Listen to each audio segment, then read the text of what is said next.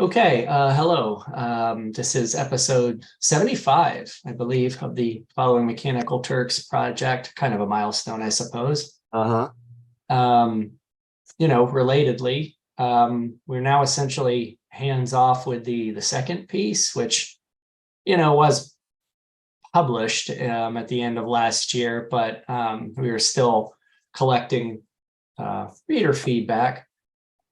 We've now addressed, I believe, the concerns of the reader feedback Mm-hmm. um, that was presented to us by our editor, which mostly had to do, we're largely complimentary overall. It mostly had to do with the context, Yeah. kind of clarifying the point, which is something we've struggled with because, in part, I think this sort of process, we're in it so deeply, it's difficult to try and get a bead on what sort of knowledge the reader is coming with, what their interests are, right? Yeah. I mean, something that came through in the comments was it seemed like the introduction was, in a sense, setting up something that wasn't really the focus of the piece because it dwelled so much with like GPT-3. And, Yeah. contextually, it's tough to try and guess this in advance, but it's like that became, we were writing this before that became what it's become now. Yeah. And so, unsurprisingly, when a reader sees that, they're like, oh, you're talking about that thing. And it's like, well, no, we're actually talking about an earlier thing Yeah. before that bomb dropped. um and Yeah. so In an what's interesting way, our attempt to provide context for it was too successful, right? Like it's enrolled in this whole scene, but at that point, right, that people wanted more about that, not that was the backdrop for this, right, because it was no longer the backdrop for our project was now front and center in terms of what people were interested in. right, yeah. It is kind of interesting because and we, in revising it, had to sort of, and that's sort of at stake throughout this project, is like, well, how much do we change to radically update? And the pieces are designed to be, um, in a sense, like, continually revisable, but that's kind of an interesting conundrum because it's like, but then the original piece gradually goes away, which might be okay. Um, but it also, I mean, in a practical sense, it becomes sort of this unending burden. But then also in an intellectual sense, there's probably some utility in snapshots, right? That Yeah. go away. And there may be a way to balance that structurally in terms of like having versions, right? Paper versions that are those kind of crystallized snapshots. Um, the framework, the manifold platform we're using isn't super conducive to that. Um, and I mean, these are just sort of like large scale epistemological questions about the role of scholarship that we've been squarely looking at least since scholarship became largely digital. Yeah. Anywho, so Yeah. that's, go And I ahead. think part of it too is we kept getting more, our interest in this stuff kept finding, we have a couple thoughts about this, pressing contemporary issue, and it was hard for the second product to not become, ooh, like a spending bill that you keep attaching things to, like, ooh, here's another thought we have about this thing, let's add it to the conclusion of this piece, which is actually just not the conclusion to this piece. That's you're now writing another essay inside the conclusion to this piece because you can, by virtue of the nature of the project. Yeah, and that's something we wrestled with. What's a needed revision to that piece versus a piece of the next piece? Yeah. Because certainly this third piece has throughout, as you just sort of metaphorically suggested, become this kind of catch-all. It's like the remainder of everything else. And Yeah. we're getting to a point now where not all of those threads are going to are going to come through. I mean, I just don't think there's a practical way to deal with everything that we had potentially floated and make it Right. coherent. You know, it would just be sort of like, oh, and here's also this. I'm not Uh-huh. sure if it's really related to this, you know, the through line of this, but it is just something, right? Yeah. So I mean, that's kind of what we want to start discussing is what is that, what is the line of that third piece going to be? Yeah. And you circulated some thoughts about that. I mean, you know, we do have some eggs to notes, and they start pretty heavily with the you know, well, explicitly with the metaphor of the of chess cheating, right, as a way of Yeah. kind of putting a button on the project. But is that still relevant, or is that just kind of like a cutesy intro? I don't know. I mean, so two recent pieces that we shared with each other was I got them in front of me, was the curse of recursion, right? This notion of when you're the idea that a pretty interesting paper about the possibility of model collapse for large language models is if you keep, once they start training on themselves, then they start to degrade if you don't have basically regular human input into the data sets that it's working on, right? These things will just, the analogy I kept thinking of was that Michael Keaton movie Multiplicity, right? Like you just keep making a copy of itself over and over again, it will lose any kind of coherence or meaningfulness. So you have to basically keep, right. Indeed, the value of data collected about genuine human interactions will become increasingly valuable in the presence of content generated by LLMs and data crawled from the internet. So that was something that I read that. And then there was, and I think I sent this one to you, this article called Artificial Intelligence. Yep. That basically more closer to home is now this paper reported that anywhere from 33 to 46% of crowd workers were using LLMs to do their work. So basically people within, and basically someone like Turkers using and all the potential problems with that, particularly amongst, as we talked about earlier, right, the number of Mhm. folks in the social sciences using this to do their study. And I think this piece actually cites the recursion piece or vice versa. Yeah, that this artificial intelligence, which I particularly love the cheeky title, Right. includes in its argument the problem of recursion is bound up in this as well. And so, and I'd taken some notes and kind of I ignored our previous notes, and I went down the street to a local watering hole and sat there and just sort of tried to sort of think from scratch, like given what we've written, kind of thinking about this third piece from scratch, and thinking about the kind of rhetorical situation, and kind of also the way we started. We dropped in the Perlman stuff about robo grading, and kind of thinking about where to go. And so part of my interest is a couple of things, right? The problem of training and the need for something other than this problem of recursion, and thinking about sort of our larger questions of intelligence, Mm.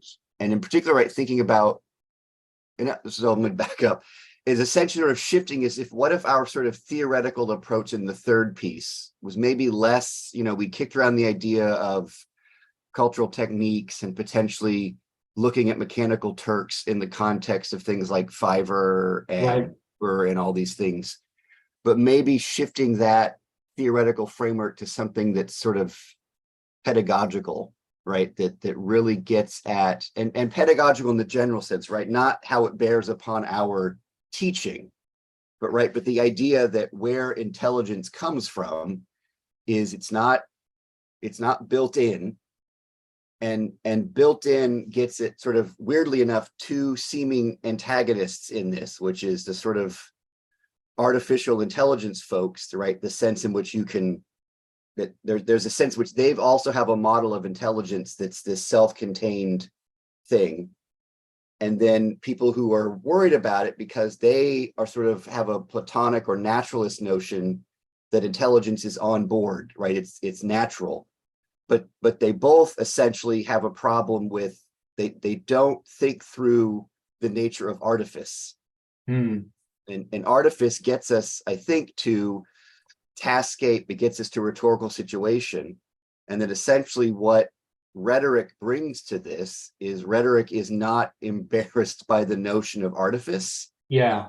And that allows it to think through, right? Well, the problem of recursion is, well, you have to keep, right, this it's imagining a scaffolding that never comes down, right? It's always scaffolded. There's no, right. And so the idea that it brings in a way to think about this conversation that potentially, right, the idea that it's natural or programmable, they're kind of both making the same mistake, which is what they're missing is a kind of ongoing pedagogical artifice that has to cultivate and maintain particular kinds of intelligences.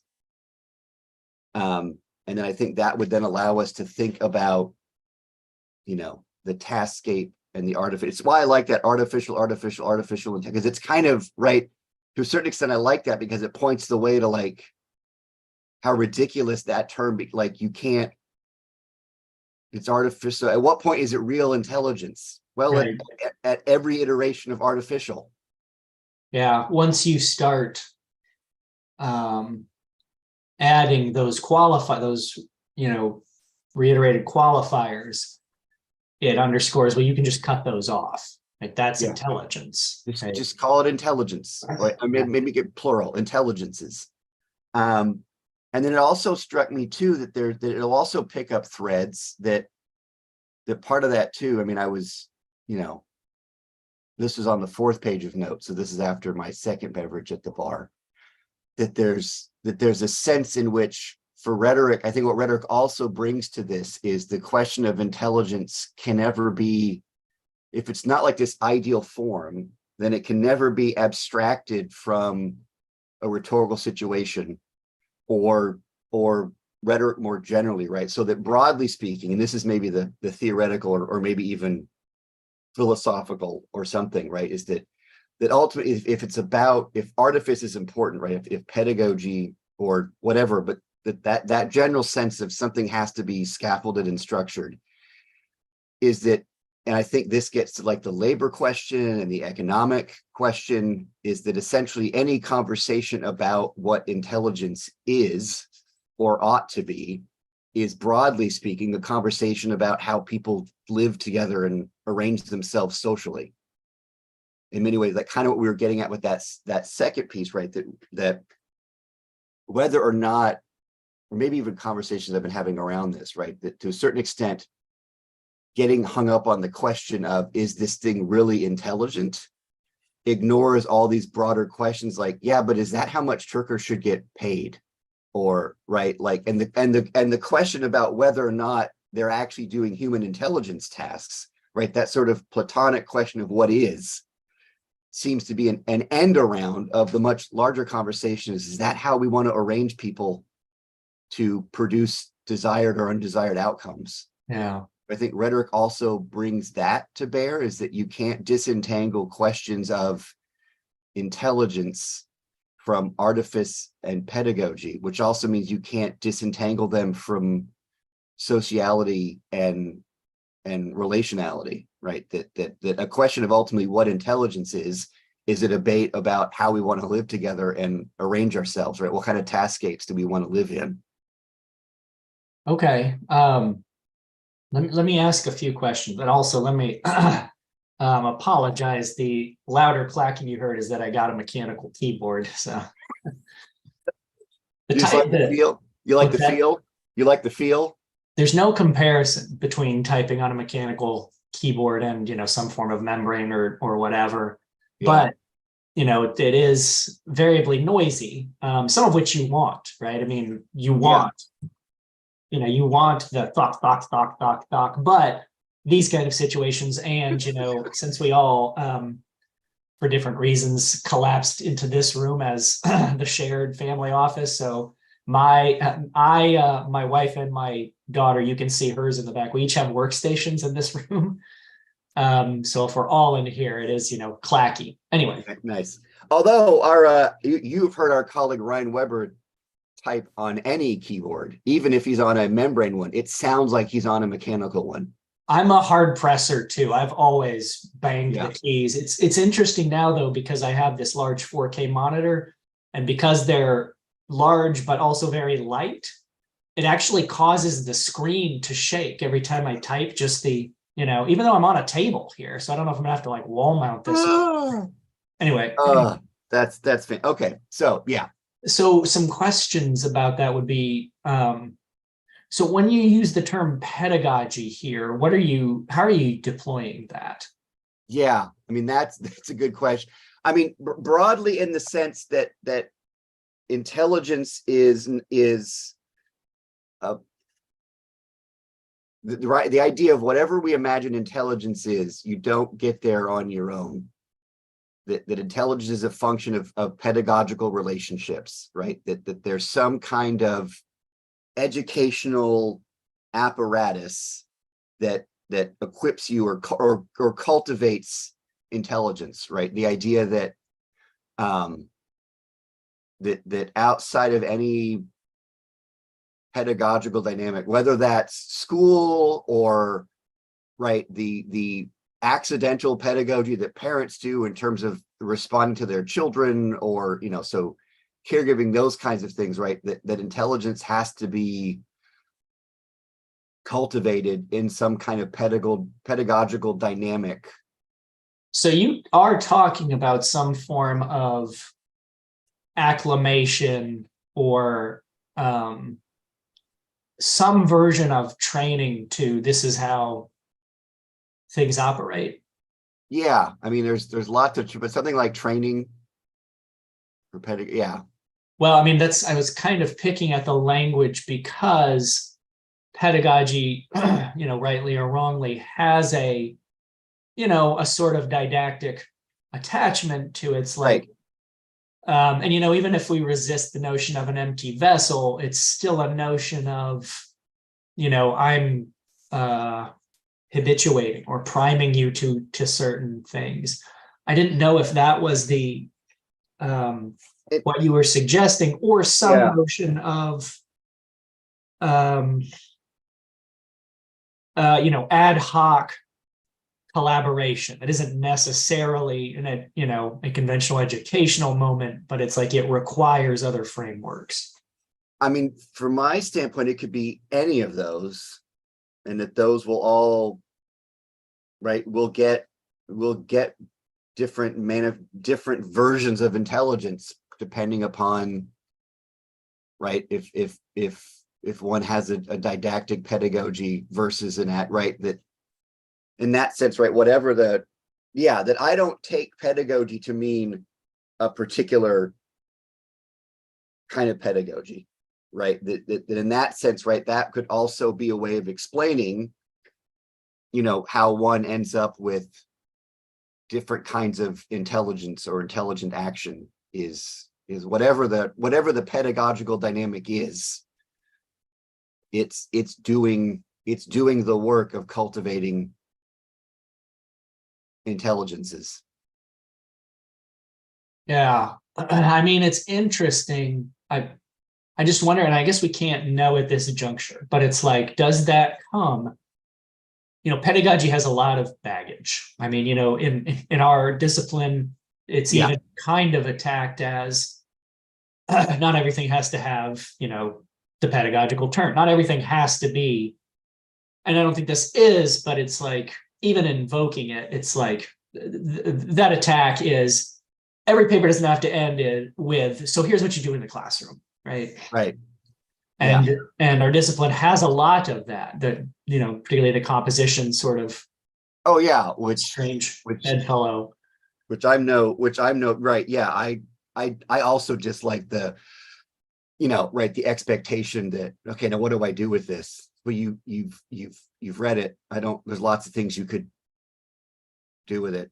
In my case would be is like, that's a real thin notion of pedagogy, Yeah. is that it has to be like that pedagogy is this. In many ways, right? That's now you're good to the point is now, do we want to have to spend 3 pages saying, okay, now what we mean by pedagogy is, Precisely. I mean, and it's that may like, be like, no, let's just call it something else. I'm not wedded to the term. I just, for at this point, for me, it's helpful is that I tend to have a broadly, I mean, I kind of treat pedagogy as in the same way one would treat rhetoric, right? Like it's not it's happening all the, right? Like there's no specific moment in which pedagogy is happening. So yeah, when I teach in the fall, every fall, I teach the teaching writing course. And that's the first thing I do is said, because none of them have taught before. So I'm like, but you have pedagogical experience. You've got some sense, you have spent time mutually or in other contexts cultivating particular kinds of activities, or right, that's yeah.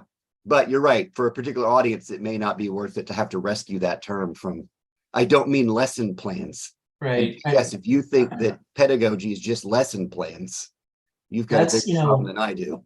well, and just partially in practical terms, yeah, it's just like the ink you'd have to spill. Cause like, I don't think the point is rehabbing that term, right? No, you're right. So it's like, do you want to do that legwork? I mean, I can just imagine readers being like, yeah, but where's the pedagogy in this? It's like, well, Oh yeah, even if we have a paragraph saying, I mean, even in my own half-hearted notes about this, I was also making the point like, yeah, and the piece, it's the whatever, imagining, right, we're writing this piece, we're not going to actually provide a pedagogy, where we're not going to sort good from bad pedagogies. We mean pedagogical in like a ontological sense, right? Being is pedagogical, right?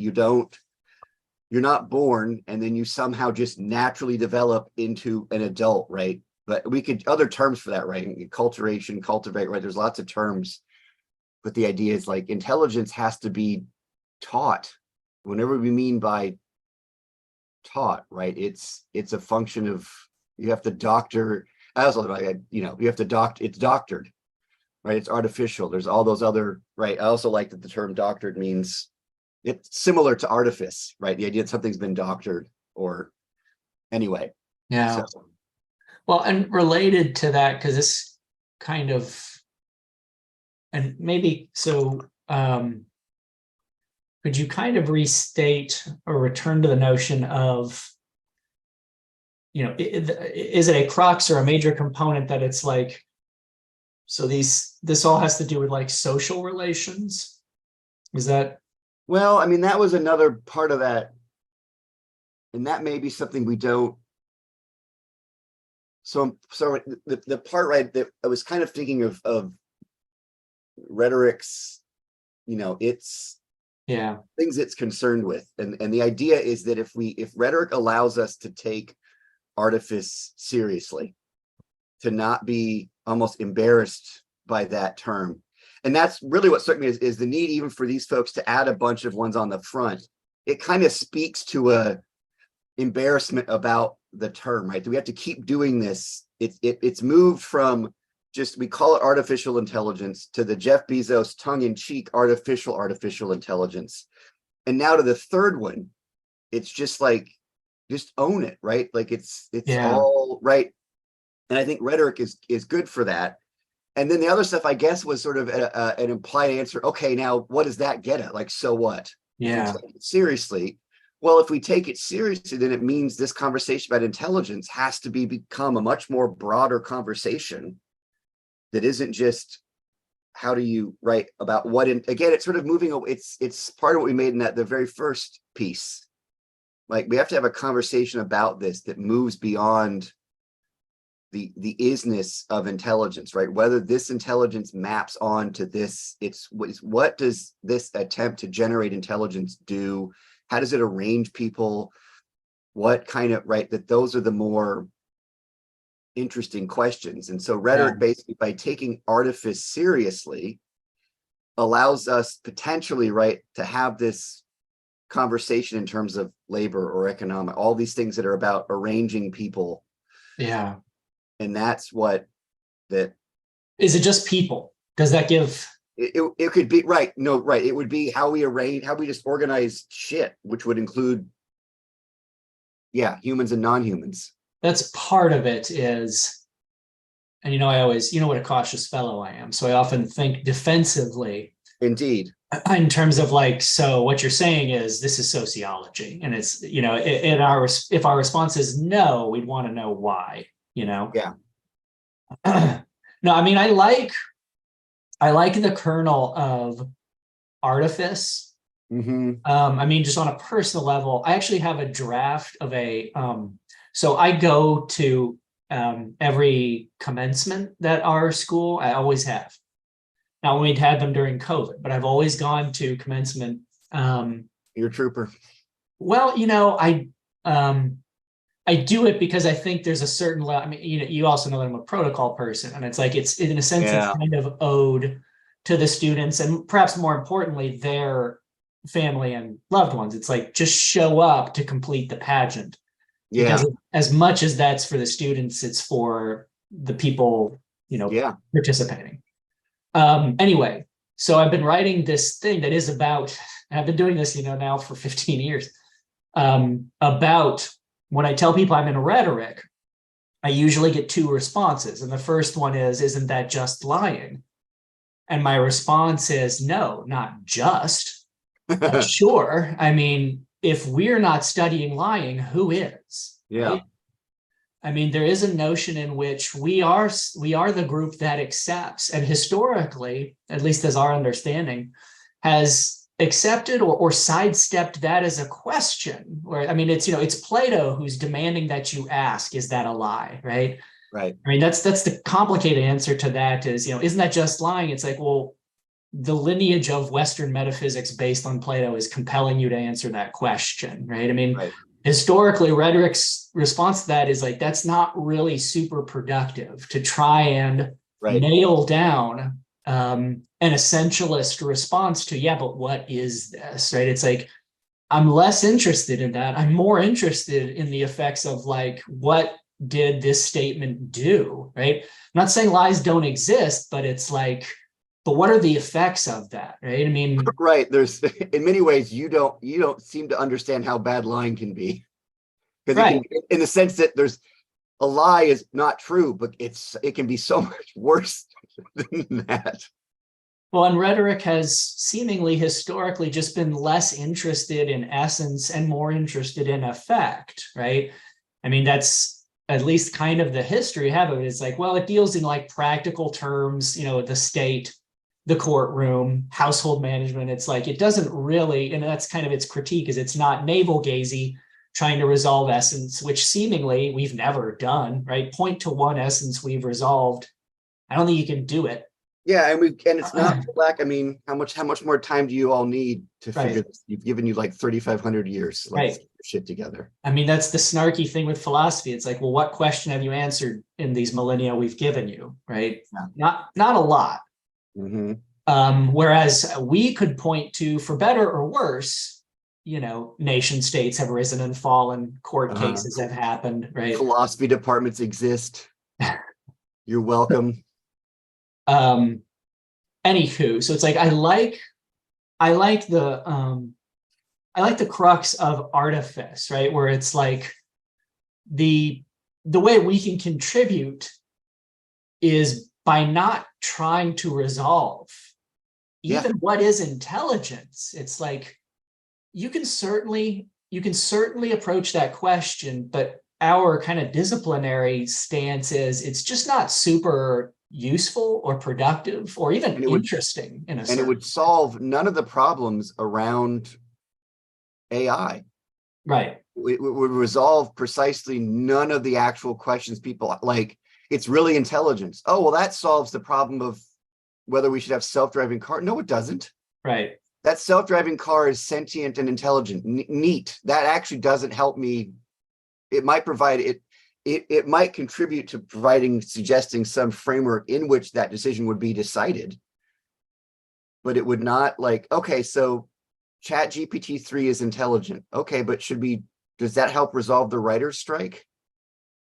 Yeah. There's never that Cartesian moment seemingly where it's like, well, we solved that one and now we can build on that immutable rock, right? Right. I mean, a critique would be sure, but you're always making those decisions as though you have that. But I mean, that's kind of our point. It's like, yes, Yeah. that is artifice. That is Yeah. artifice, right? That is Yes. the construction. And So yeah.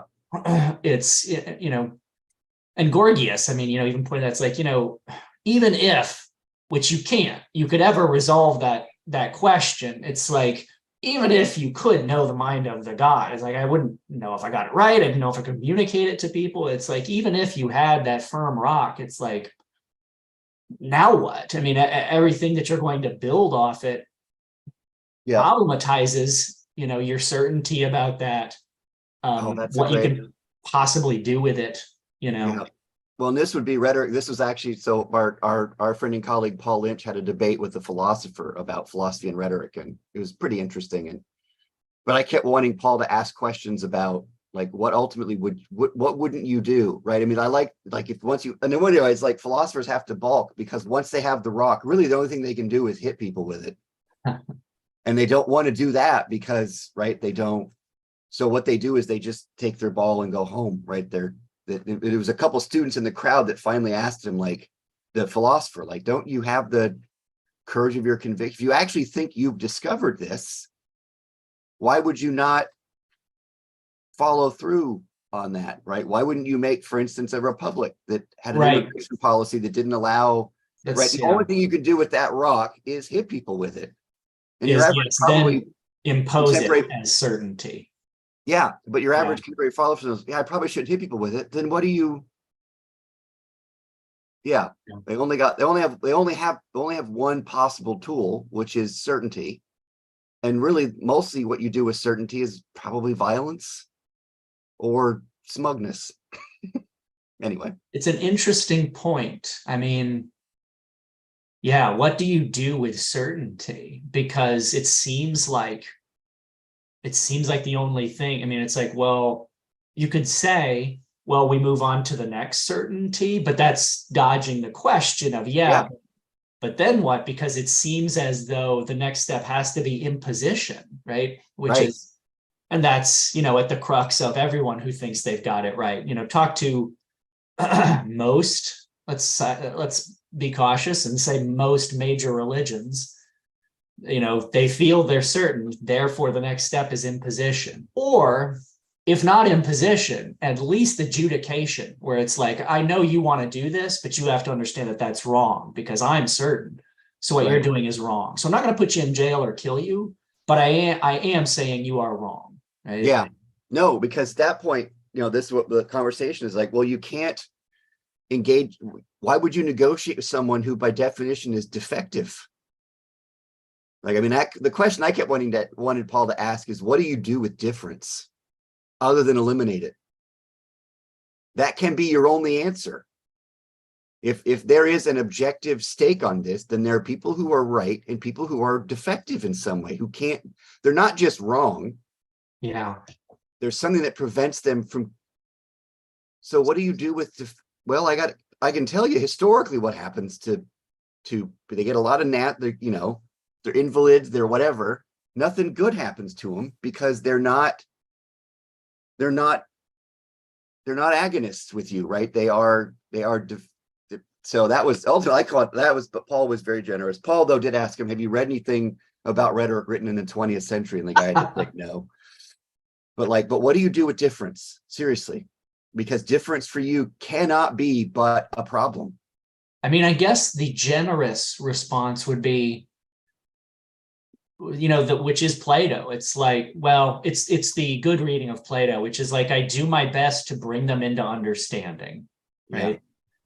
Now, that in and of itself has damage associated with it because it's like, yes, that's exactly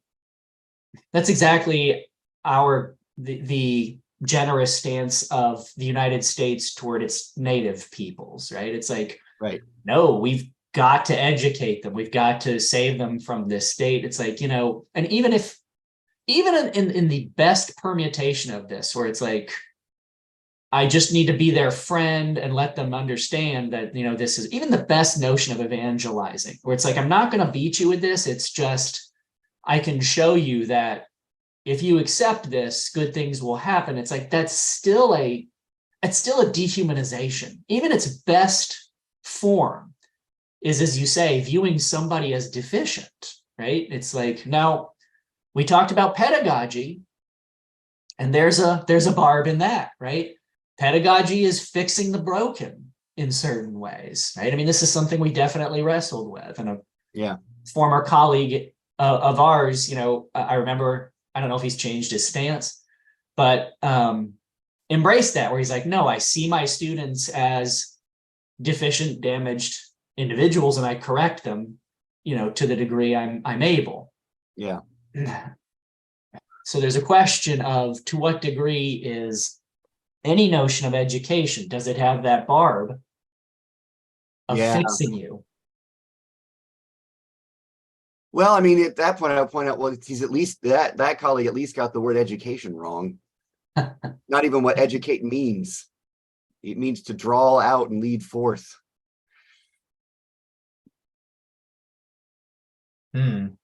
Or, in that sense, or to guide. Whatever it means, it doesn't mean it's not putting something in. It's a Duque word, so it's lead, and it's lead out or lead across. Yeah. Anyway. I mean, and I don't want to complicate things. It's just, as is always the case with this, it's like, where do you draw the circle? Because this also just sort of reminds me of it's like the Jim Berlin stuff, right? Where it's like, no, you have to liberate yourself from, the pedagogical framework that's been imposed upon you. And it's not clear. I don't know. I mean, I may be misreading, but it's not clear, like Berlin ever accepted. It's like, yeah, but you're just going into another framework, right? I mean, liberatory pedagogy is where, at its core bunk. No, I mean, that for me is, it's the same thing with a certain kind of ideological critique, but from where are you launching that critique? You've somehow, I mean, this is Latour's thing, right? Aren't you glad you went to graduate school? You can never lose now. Right. Right. Because you've somehow managed to escape ideology, which then allows you to identify everyone else's. And escape to where? Right. Right, exactly. It's right. Escape to where? Unless you hold that there's I've escaped to an objective stance where I can neutrally, bang away at all these false structures. I mean, if you hold that, I think that's BS. But if you don't hold that, it's like, well, then where are you now? Yeah. What's operating on you now? And that leads me to, I think it's also going to be, and this is the rhetorical situation, why that'll be useful, is we'll need to then dig down into the trajectory of that conversation. Because I think one of the things that is important to me is that it's an artifice, but it's an artifice that can't be reduced to a maker. Right. So it's not a kind of Bitzerian objective reality but neither is it a Vatzian, right? So when I get the sense too, right, I'm imagining a pedagogical relationship that isn't reducible to an autonomous teacher. Right. So what I also mean by rhetoric is I mean it in a much more post-humanist, post-enlightenment kind of situation where, like, no, but when I imagine, right, artificial intelligence has to be raised, that it's being raised, right, that then also our model of rhetoric is much more akin to, say, Thomas Rickart's ambient rhetoric or Ed Bauer's ecological model of it. There's a really great essay by Nate Stormer called Rhetoric by Accident that gets at these things, right? So I also don't want to then suggest it's artifice, but that artifice is now this purposefully, intentionally honed thing that's reducible to some kind of puppet master either, right? That artifice is itself, like Ingold's Taskscape, right? That artifice itself is emergent, and it's emergent from all of this human and non-human activity that comes to shape itself in some way, right? That there's no outside of the artifice in which the artifice is made. Because I think that would be potentially a response to my argument, right? No, it's all artifice. Okay, so who's the person in charge? I'm like, yeah, there's oftentimes not a person in charge, or there's power dynamics at play, or there's history, or there's, right? Well, So, and that's a question that I would contend contemporary rhetoric, maybe struggle isn't the right term, but if you deny, as much contemporary rhetoric has, well, and I mean, you just gave a good microcosm of it that there with in terms of like Bitzer and Vats, where it's like, well, if it doesn't reside in the rhetor and it doesn't reside in the situation, where does it reside? And a lot of times the contemporary rhetoric response is, well, neither, but it's difficult for us to give you an articulated answer that you want here. Because what you want is, well, then where does it reside? And kind of the point is the denial. It's like, I can't, this framework disallows me from pointing to something and saying it's there. It's always sort of a tough, I mean, I struggle with it because, you know, when I read a lot of contemporary rhetoric, it feels evasive, which might be the point. But like my response is often just saying it's not doesn't necessarily mean it's not, right?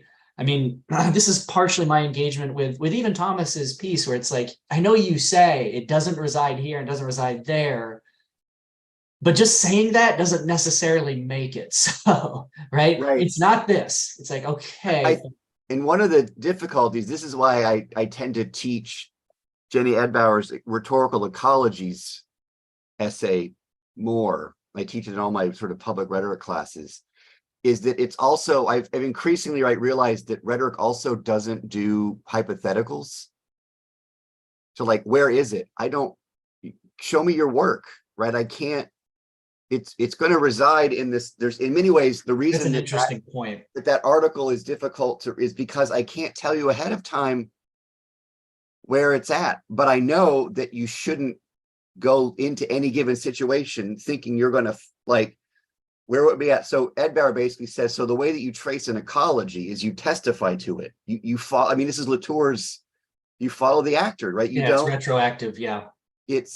I maybe will have known from where this emerged, but I can't do it. So, you know, so Thomas runs through the hypotheticals of the Michael Crichton, right? So in that sense, it's much more of a, it's in that sense, you could make the argument that rhetoric is not, when it's arguing that, it's not making a philosophical point, it's making a methodological, just like methodological argument.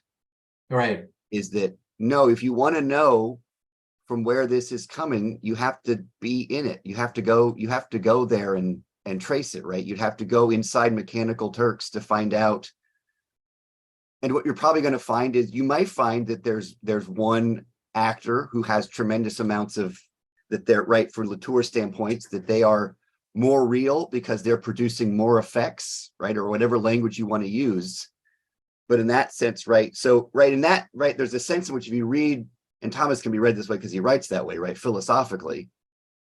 But I think ambience for me is much more useful if you think, and this is our colleague Lars Soderlund makes this, right? Trying to think about ambience as a kind of theoretical methodology for posing problems, right? In that sense too, it's also, you know, what do I do with this?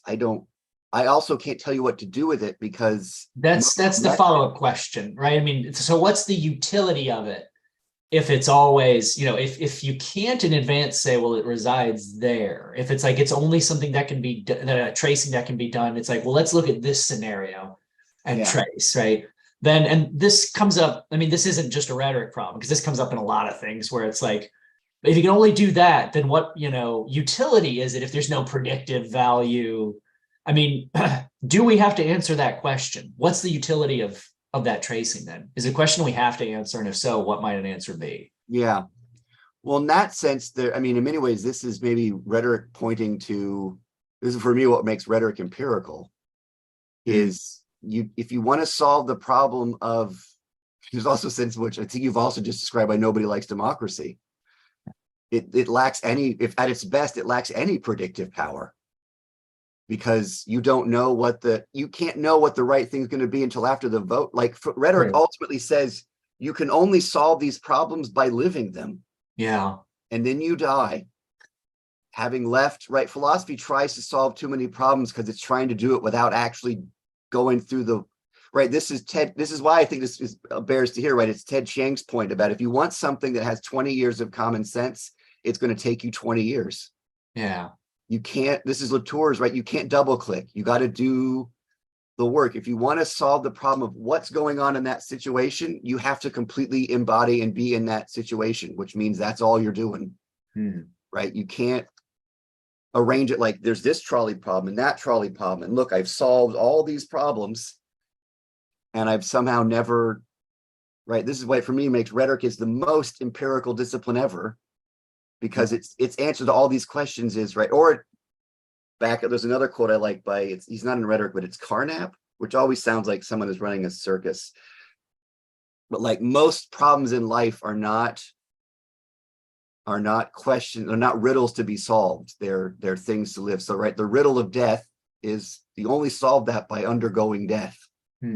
Right? You can't solve it abstracted from the experience of undergoing it. Let me ask then this is a Jeremy question then. I love Jeremy question. What's potentially the point of the paper? Yeah. Oh God. You don't have to answer that right now. No, I hope not. I won't. I mean, in many ways, from my caveat, is I will have answered that question after we write it. I don't know until I'm done. Right. I mean, in other words, what's the point of this paper? Well, we're going to have to undergo it to know what the point is.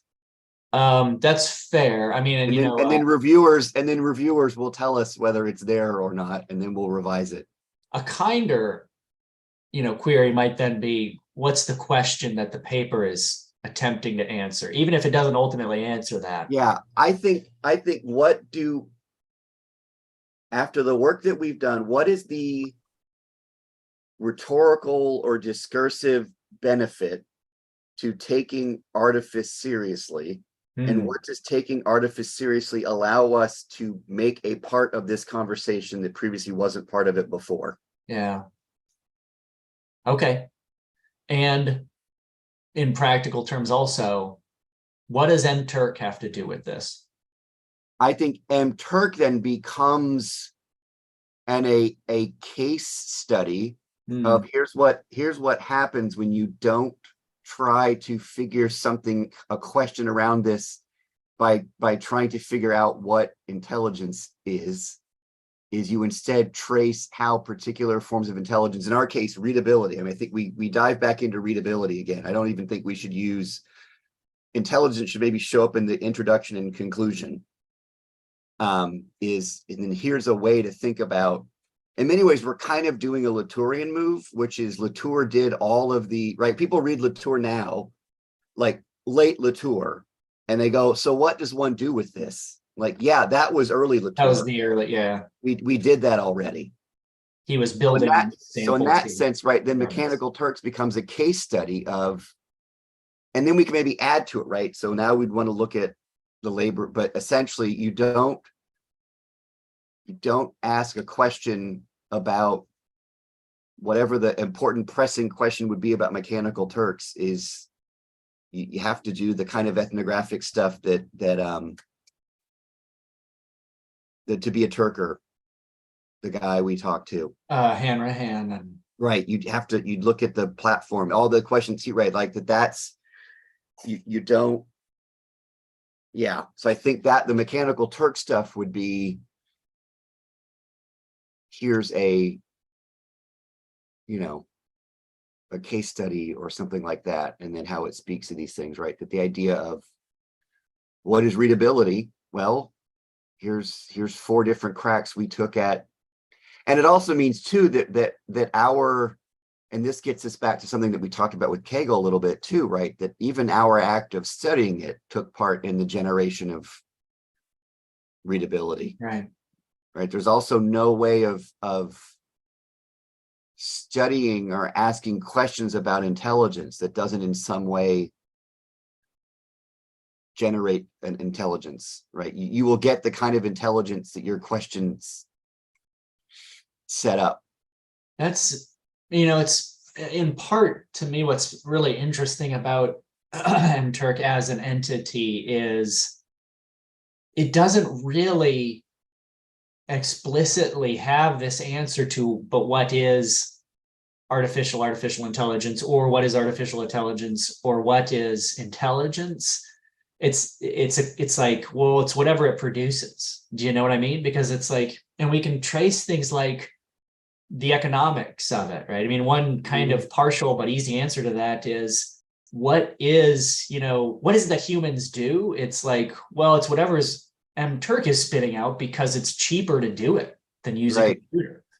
I mean, Yeah. it's not the only answer, but it's like the answer is whatever Turk is doing is artificial, is what humans do, you know? Yeah. And maybe that gets that in a certain sense, when people keep talking about artificial intelligence, they don't seem to understand that they're different artifices. Hmm. That in many ways, it's artifice is the term that needs to be unpacked, because you keep saying artificial intelligence, but they just see artifice as some kind of qualifier. But like, no, but artifice, I mean, I looked, I got the etymology, right? It's an engine, it's a contrivance, it's the work of an artificer, it's craftsmanship, right? So the idea is, well, what artificial intelligence is depends on what the artifice is. Is the artifice Turks? Is the artifice a kindergarten class? Is the artifice a baseball field? Right? It depends on what that we're under reading artifice basically. So we take artifice seriously, then, well, it's intelligence, but then artifice, but that artifice could be composed of any number of things. And then what rhetoric brings is that artifice is being constructed persuasively, discursively, historic, right? It's not simply there. Is what you described something we're equipped to do methodologically, do you think? Ooh. Well, I mean, if we could claim we did it with the first two pieces. Yeah, I mean, and those, for as potentially ramshackle as they are, the methods were, I have them more clearly in my head in terms of like, well, on a base level, we did text analysis. On a base level, perhaps we gave surveys.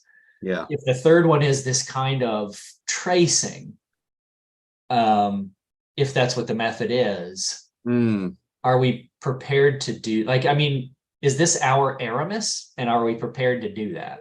that's a great question. Do you know what Yeah. I mean? Yeah.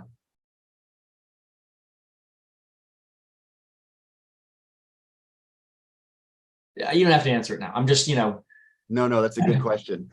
going into it thinking like, how do we, not just what are we doing, but the how, and what's that going to take? I mean, I'm not even worried about like, are we prepared? Because the previous two times we weren't, you know, Yeah.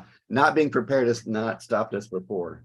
but what's it going to take Yeah. to No, that's a get great. you in this Turk today? This is our most modestly priced Turk. Just because we're Turkers doesn't make us saps and some stuff.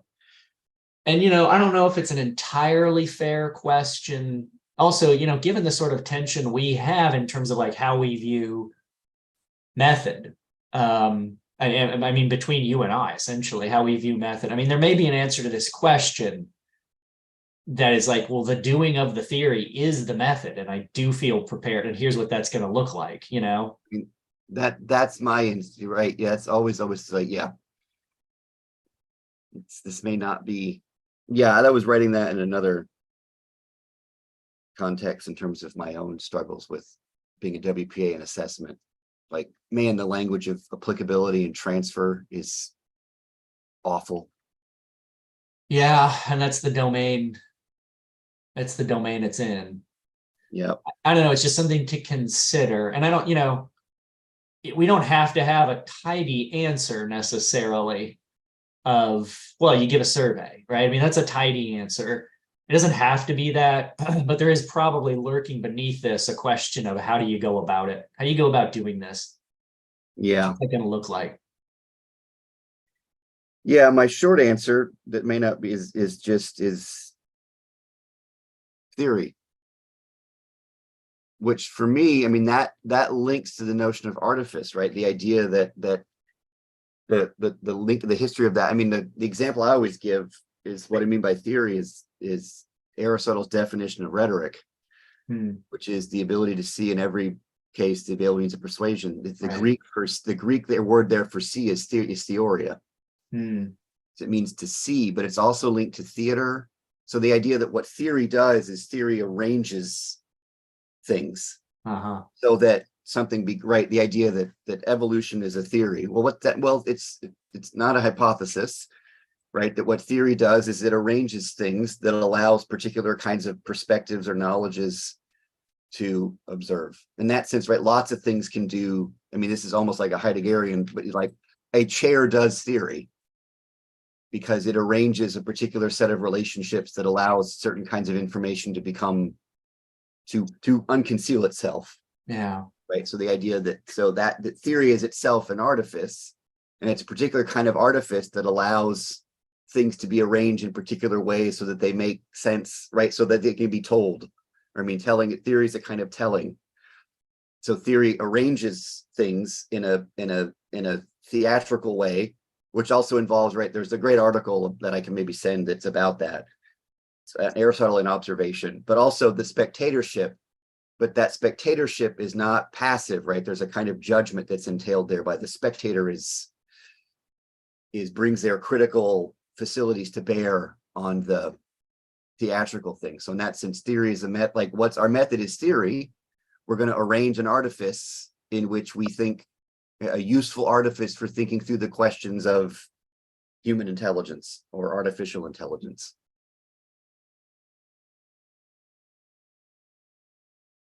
Now, let me see. So theory is an arranger, right? Theory is another kind of task-scape. It's just looking at previous notes here.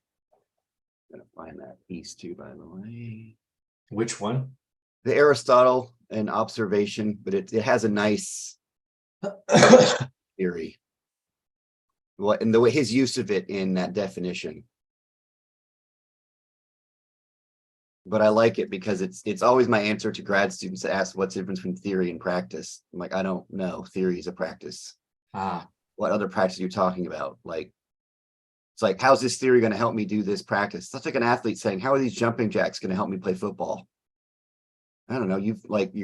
It shapes what right. Theory is another kind of problem. Is theory. When someone says, what's the difference between theory and practice? I ask, what practice in particular are you talking about? Like, please be more specific. Yeah. And what's grounding? Yeah. So what's the difference between theory and, I don't know, whatever practice they would come, like, what's your practice? Be specific.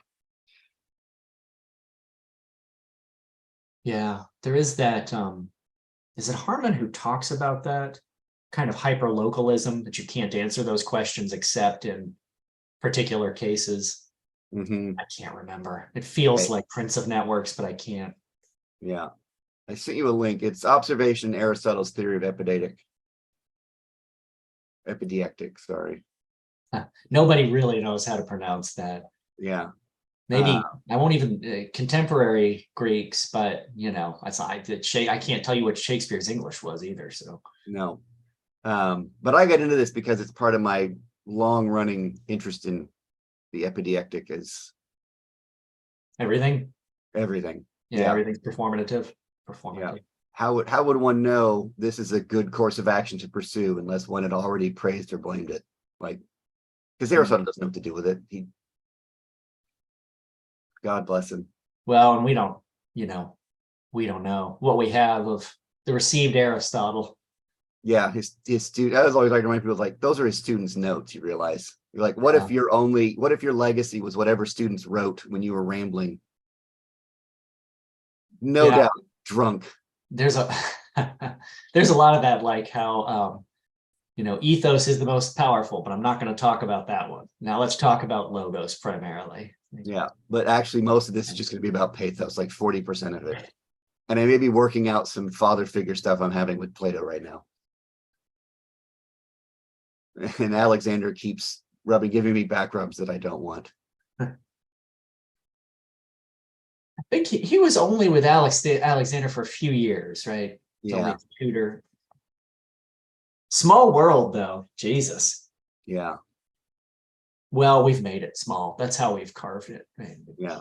Anyway. But anyway, it's an interesting piece too, because it's an interesting. I always go to that when I'm thinking about what it is that I'm doing with theory. It's a particular kind of observing theatrical practice of arranging things and then seeing what comes from that. Well, and in the lead in at the end of the second piece to this third one, is quite literally how Turk itself is theorizing. Yeah. Is that an applicable lead to this where it's like, I mean, I think that's the case then, right? Is that we in this, like, what has how it's constructed, what its artifice is, or what its artifice is, and that artifice in that can't help case. but and that artifice can't help but theorize, because it's arranging things in particular relationships that allows us to learn particular things by virtue of that arrangement. And then other artifice, in other words, our intelligence about Turk is a feature of the artifice of Turk, right? That our own, yeah. Yeah. Well, and we'll have to see, like, is the case it, or is the case like these hits? Do you know what I mean? It's like, how fine grained is the, and it's a legitimate question, because at any moment you can slide up or down that fractal. Do you know what I mean? Where it's like, Yeah. what are you calling the entity? Well, that circle can be drawn at any point. Yeah. So I think that's why I think maybe keeping it about readability and not intelligence. Okay. Which I think just follows from what we've been, now,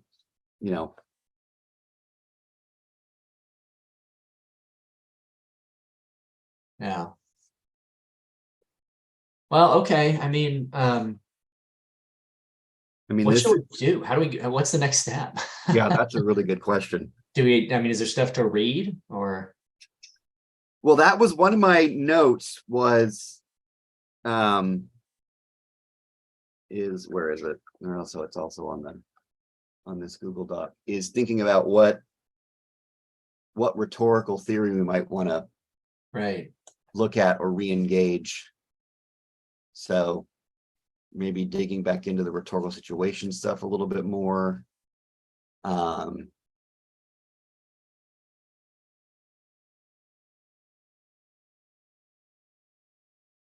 for the previous ones, there was like, well, what we need to do is, write the surveys and then issue the surveys, or, start scraping hits. Yeah. It's like, all right, well, what's our next? And it could we be, need to get some guests on. Yeah. Let's mine those. Yeah.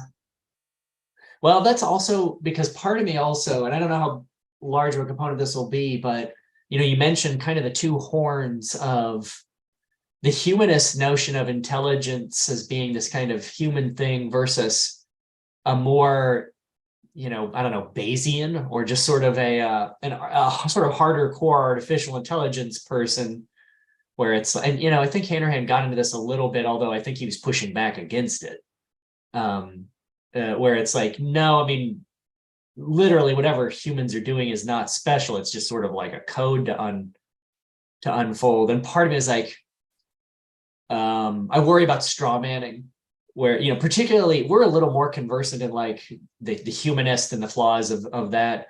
But if it gets to, here's what, like, people come from like a CS background. Here's what artificial intelligence as such people say about this. Are we straw manning them? Yeah.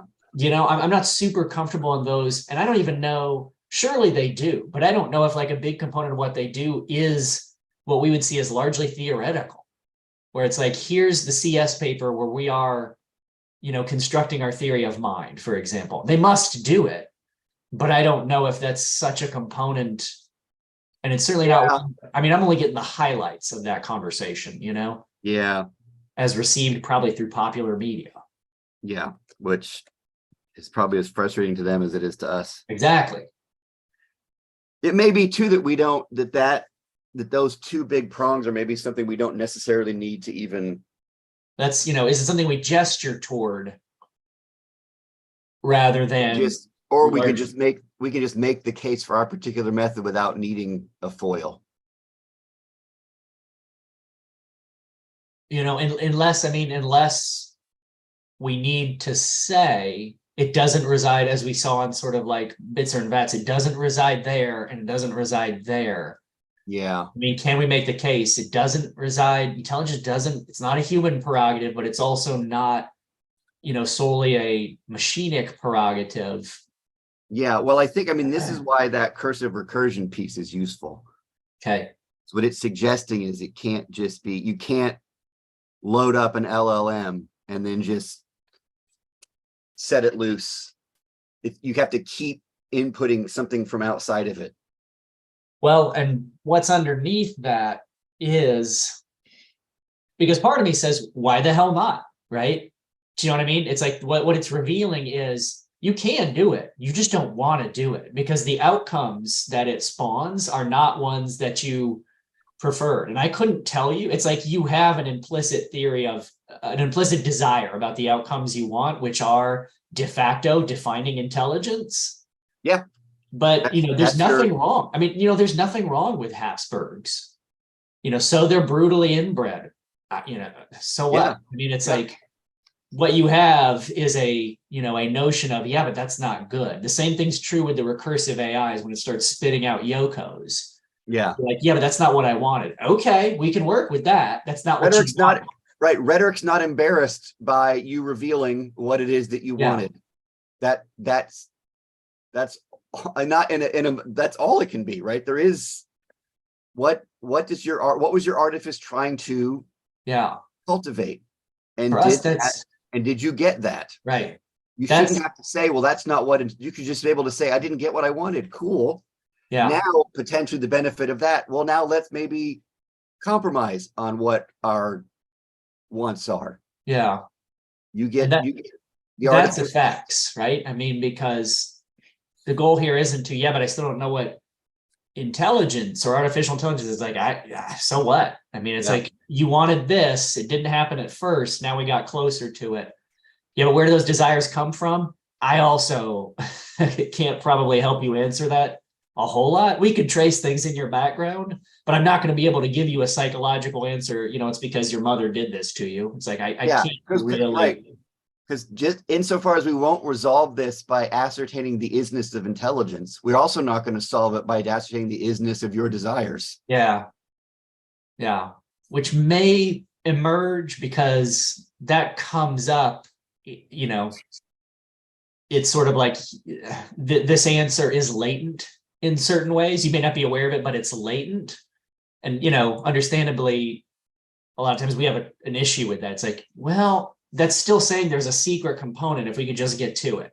If it's not psychology, it's, it's like there's a secret component. It's like, what if there's not? And what if even that question just isn't that useful of what's the secret component? We can give you answers, and there may even good answers, but it's like, all it's going to do is now we're viewing things through Freudianism, right? It's like, okay, I mean, you can do that. And there are certainly precepts that value and disvalue things through that framework, but it's a framework. I mean, I don't know. Yeah, no wonder no one likes the sophists. I did have this. So I got my local bookshop, and I'm a depressingly regular patron. But I also followed him on, the socials, and my tag, all of the socials is Sophist Monster. And one of the booksellers there sent me a message saying, I just read a book that talked about the sophists a whole lot. And I know do you know about, so I went in and said, I need to have questions. So I went in for about an hour and we talked about the sophists. What was the book? I mean, they asked me the same. So they're just lying to get whatever.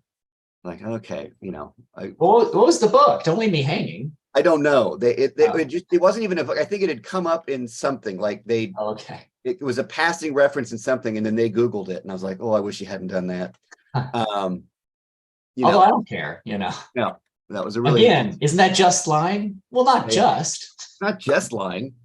Um, Also explain to me why lying is wrong. Yeah, you're doing it. Yeah. You're already doing sophistry, right? It's almost like, but it was weird that it struck me about the desire thing. Like, isn't just helping you get what you want or something like that? And I said, it's, yeah, but that's not, what if what you want is justice or Right. pancakes or like, it's this weird admission Right. That if you that, want, it'll be venial and brutal. right. Right. And somehow not, no, I want all the things I like to simply be it. I don't want their value to be a function of my valuing them. I want their right. It's why so many people don't even like, I still want to write a paper saying like, what's wrong with simply saying you disagree?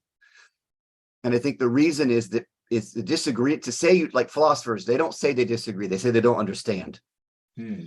And the reason they oftentimes don't say they disagree is because that's to already have admitted it's a function of agreement. Hmm. So the idea that admitting that the reason that you desire that is because you desire it means that its value is in part you're responsible now for that, right? So that's right. I don't like steroids in baseball. No, it's not natural. Well, that's a way like, no, you don't like it. Say you don't Yeah. like it.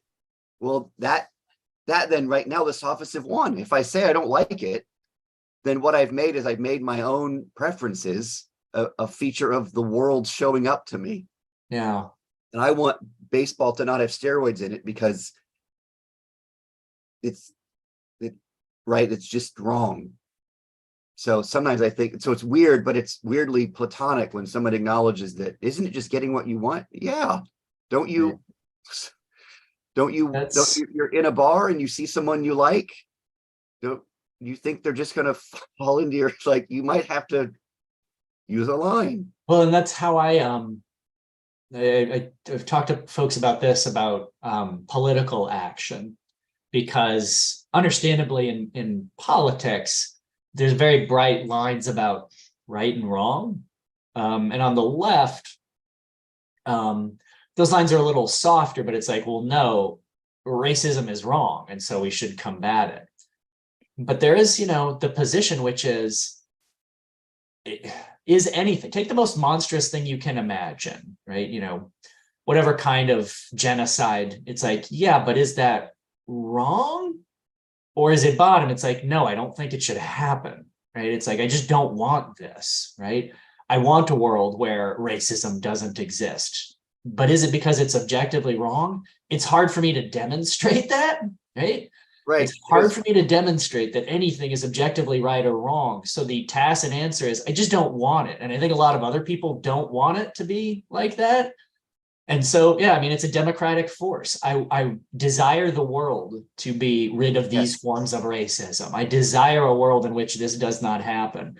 And Is it my morally right? I can't give you that. You've come to the wrong place for that. and my wager is that, I mean, I think this notion of like, this is 2020. How is this still happening? Because we forgot that we were desiring it. Like, I mean, the way I did a conversation with Paul Lynch about this, like my position is yours, right? So why I think you'll be better able to defend it if you acknowledge it has to be defended because it isn't right. I had a student once, we were having the same conversation, right? Well, homelessness is objectively wrong. I said, no, it isn't. I saw 4 homeless people on the way here.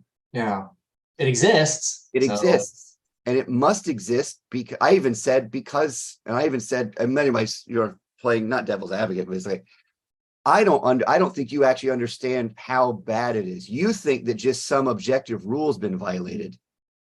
I'm telling you that what you're seeing is you think homelessness is a bug. yeah, It's something has gone at some point, something has gone wrong to result in homelessness. And I'm telling you, it's much worse than that. I'm telling you that that's a feature. that we want it. We want it. It's a good. That's why it exists. Yeah. And I think you're saying it's objectively wrong in no way equips you to do anything about it. Hmm. Because all you can say is it's wrong. Yeah, but that doesn't allow you to untangle. Anyway, Yeah. It's so mine is like a rhetorical. I first of all, I don't know how one would demonstrate that.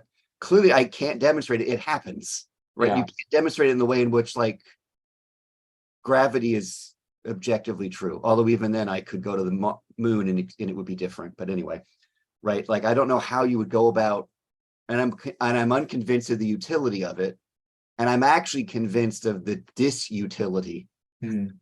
of asserting it. Because I don't think anybody would, first of all, I think you could go up to the people who participate in a system that generates homelessness. They would also tell you they think homelessness is objectively wrong. Right. Well, that's part of it. Like, I don't make, in politics, and this is a good term, sophisticated argument about, well, racism isn't objectively wrong, right? Murder isn't objectively wrong. I'm like, no, we're all agreed we should stamp this out, right? I mean, I don't want to start pulling at the threads. Let's treat it as though it Right. I mean, is. right. That's the idea is like, so you want to go around and to every person, like, it's also one of the things like, probably superficially, no one is against you on this. Right. Well, and it's like, I don't think it prevents the emergence of tacit wrongs, right? Where it's like, nah, we don't even need to plumb the depths that this is wrong and should be prevented, right? It's like, Yeah. it No one's, functions. yeah, no one driving down the street seeing a homeless person going, yeah, the system works. Well, I wouldn't. Well, they probably, I take that back. I'm not fully convinced that's the Yeah. case. Yeah. But also, it's not only our prerogative, right? It's not just the choice we're making. The universe is arranged such that it's here. Yeah. And therefore, yeah, I mean, it's in the same way that, if we want to take seriously non-human agency, it's like, well, then other things also are conducive to the emergence of that. Yeah. Anyway. All right. Well,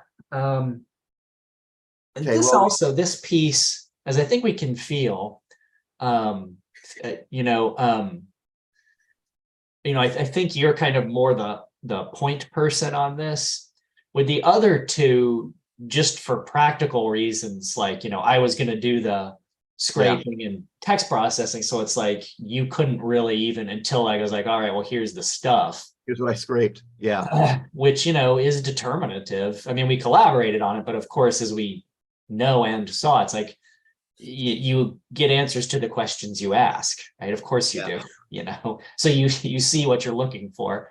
But with this, and also these are waters that I think you're more comfortable with. I'm increasingly less comfortable, like as a theory crafter. Mm-hmm.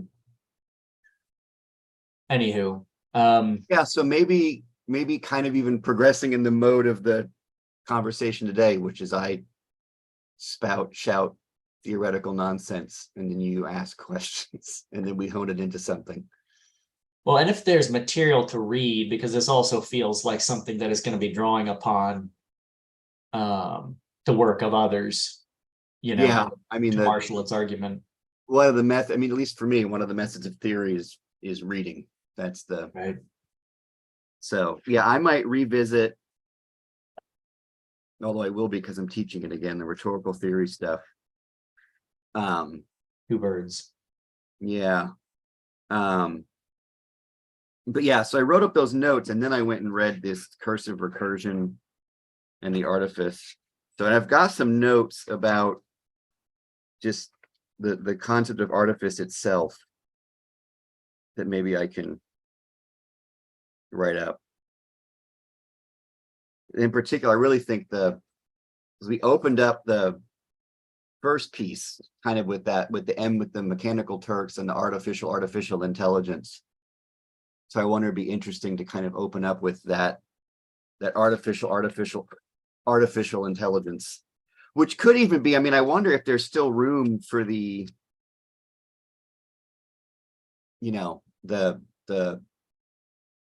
Chess piece. the sex toy chess piece. And in some way, the But the crowd distinction, workers, right? The idea that these crowd workers are using LLMs. which, I mean, that's always been, you could call it a concern or a facet of Turk, which is like, yeah, they're using automation to do this stuff. Yeah, there's a Turk inside of a human inside of a Turk. If there's an LLM inside of a Turker who's then pretending to be. Yeah. Yeah, I mean, there is a sense in which it's sort of like a nesting doll. Yeah, or that Seinfeld, there's the chicken, the rooster, and the hen. Who's having sex with the rooster? Okay, well, you know what? I'm tapped. Yeah, it's been an hour and a half. I'm sick too. Oh, Okay. Yeah, so let me take a crack at those things. yeah, and we should be thinking of guests. I know we've Yes. mentioned one that, Yeah. that I can talk to. Yeah, and I've got another one I sent an email to, and they said the early fall would work. So yeah, I think I made a list of our last conversation. I jotted down some names. Heck, maybe we should consider like the authors of that recursion piece. Ooh, why not? I mean, they're colleagues. They may be Yeah, blowing up right now, but yeah. Okay. Although with those, we'll have to see who, I guess I'll email all 14 of them. No, who's lead? Is it just alphabetical or is there a lead? There appears to be a lead. Leads. Leads. Yeah. They got us working in shifts. Because there should, with papers, there should be correspondence addressed to blah, blah, blah. Ah, yeah. It looks like there is on archive, I think. Anyway. There's asterisks by their name, but I don't actually see where the asterisks lead to. Well, I got it. I'll send it to you. Okay. All right. Well, good work. Yeah. All right. I will see you you in a fortnight, or actually, I think I'll be on vacation. I may not see you in a fortnight. Oh, yeah. Same, I think. Well, that works out. That's convenient. Yeah. Okay. All right. See ya.